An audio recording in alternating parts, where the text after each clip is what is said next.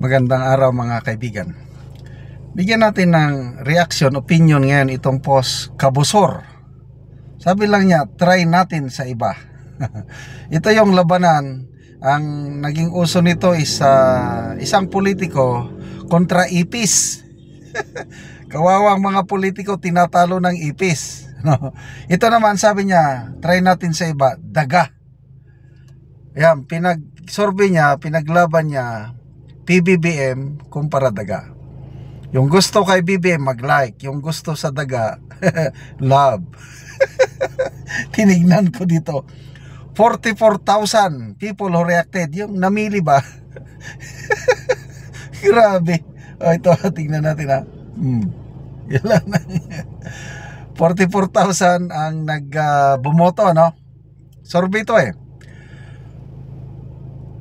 40,000 nag-love, 2,500 tumatawa, 1,200 lang ang nag-like. Yun lang ang pumili kay BBM.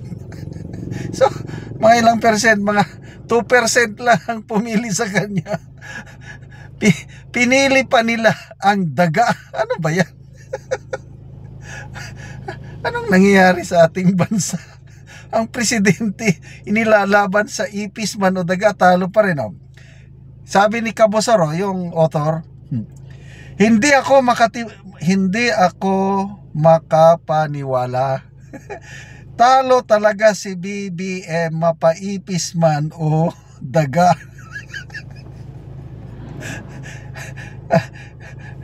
Anong mga suggestion ng iba? Sabi, next, i-compare mo si Ngagba sa basura, tapos kay Satanas, malamang na malamang. Sabi naman itong mga ano pa, ito Ewek Reneva, biruin nyo yan, mas madaling ang pindutin ang like kesa sa heart. Kasi nga yung like nandun na isang pindot. Kaya lang, kung ayaw mo ng like, i-press mo pa yon para lalabas ang heart, tumatawa, angry.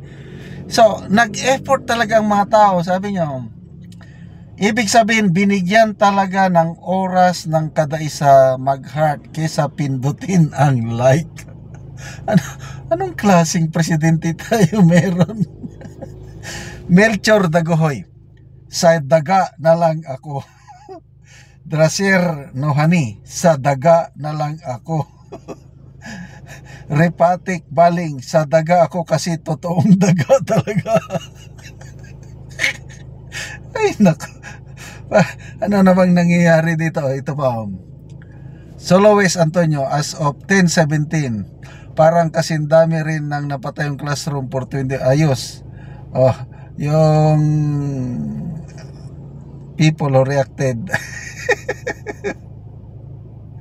mas hayop pa kaysa sa hayop. Ano ba ito? Kaya lang, meron din akong post na nabasa. Di ba, ipis ang nauna. Ang daming tinatalo ni ipis. Sinubukan nila ngayon. BP Sara kontra ipis. Wala talagang magawa si ipis. Talon-talo si ipis. Panalo kahit anong ilaban mo kay BP Sara, panalong panalo siya. So, first time in history ng ating presidente, ganito na lang ang reaksyon ng taong bayan sa kanya. Hindi ako makapaniwala na aabot tayo sa ganito. Kahit ako kung minsan nagtataka ko, bakit, ano bang sa ating Pangulo?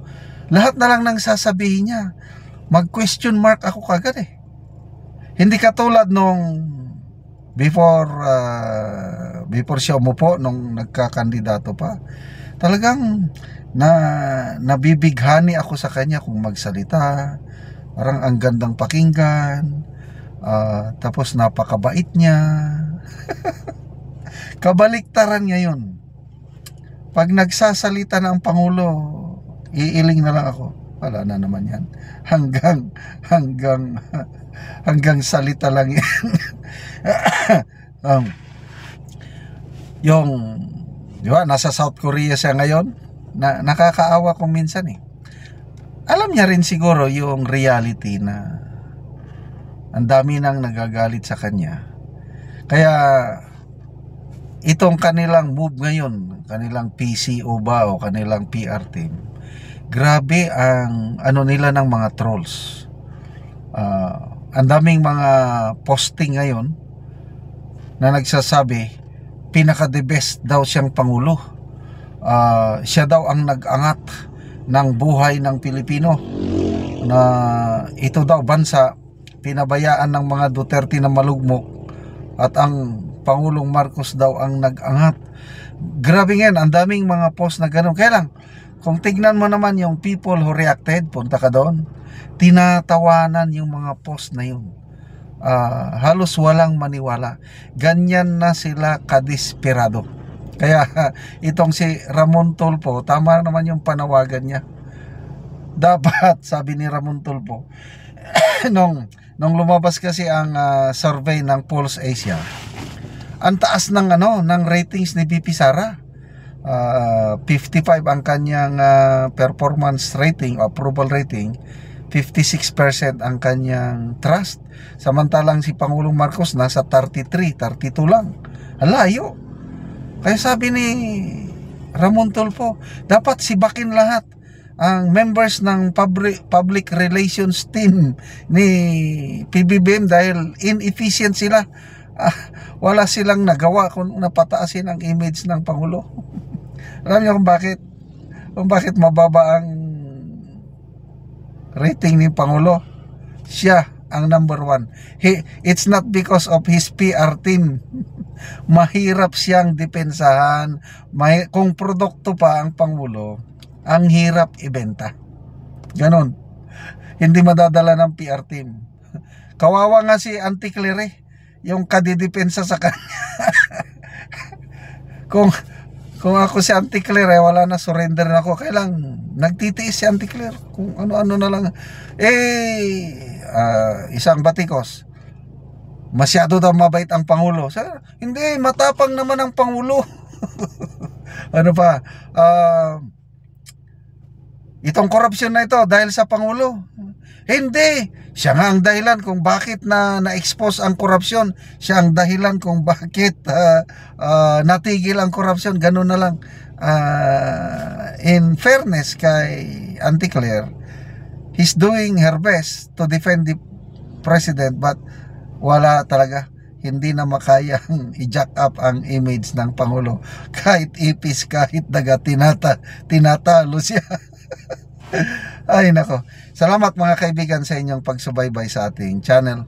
Nakakatulong kayo ng malaki sa tribong Talanding ng Bukidnon dahil ang income natin sa channel na ito pantulong po sa tribo. Namimigay tayo sa kanila ng livelihood assistance, nagpapatanim ng saging lakatan at Arabica coffee. Panoorin nyo ang video na ito. Ako dire sa area ni Dato Landang. Sumuna ni ang yang kaping yang itanom, sumuna ni ang yang area. So kuani karon nga tao, napulo ka tao ang nagtabang sa pagpananom ni Dato Landang. So muna ni ang giluagon sa bangag sa gitamnan ni Dato Landang sa yang kape.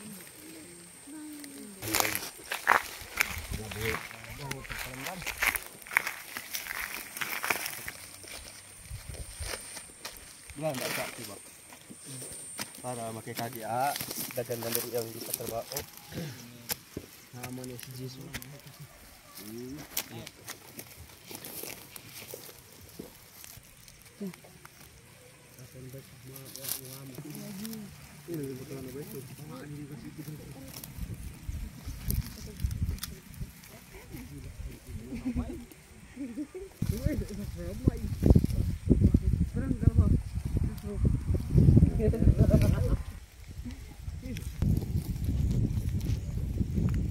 Minta kulain ya kapidung kay.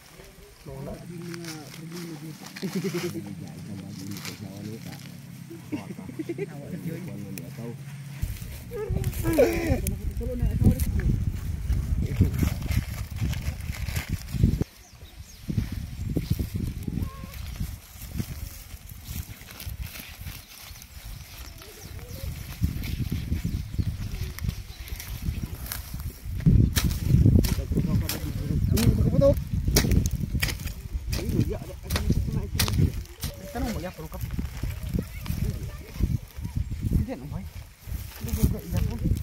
Karon mo na gilogon sa gitamnan ni Dato Landang og kape nga iyang area. So ang among napalta karon nga seedling 16,900. So salamat kaayo sa Ginoo og sa nagsuporta sa pagpananom namo og kape. Hinaot nga magpadayon ni aron kini makahawas kanamo sa kalisod.